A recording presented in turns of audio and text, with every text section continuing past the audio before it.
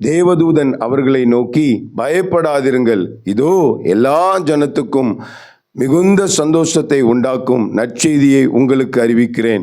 இன்று கர்த்தராகிய கிறிஸ்து என்னும் இரட்சகர் உங்களுக்கு தாவீதின் ஊரிலே பிறந்திருக்கிறார். பிள்ளையை துணிகளில் சுற்றி முன்னிலையிலே கிடத்திருக்க காண்பீர்கள். இதுவே உங்களுக்கு அடையாளம் என்றான்.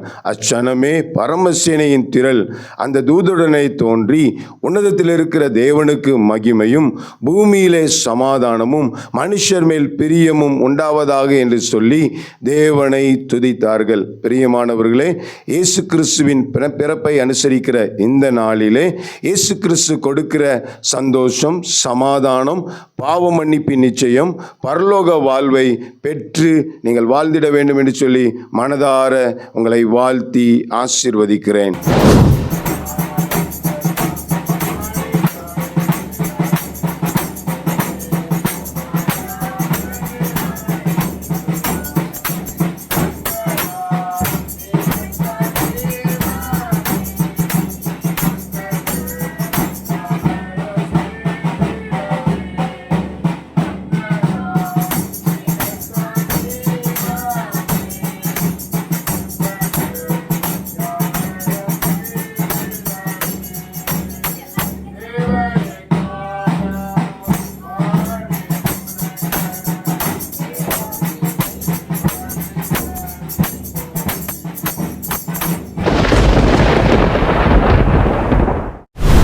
இயேசு கிறிஸ்துவின் முதல் வருகையை நாம் பார்க்கும் பொழுது அவர் இரட்சகராக, அவர் ஒரு ஏழ்மை குலத்திலே பிறந்தவராக, ஏழ்மை குடும்பத்தின் மைந்தனாக வெளிப்பட்டார்.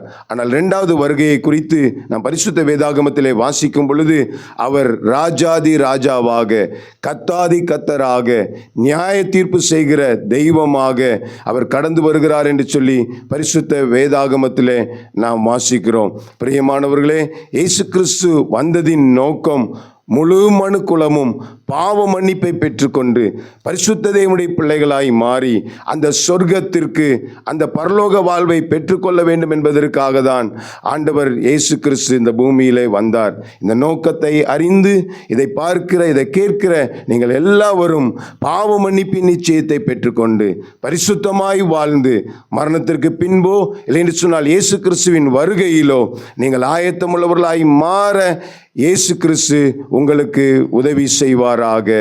ஆமேன்.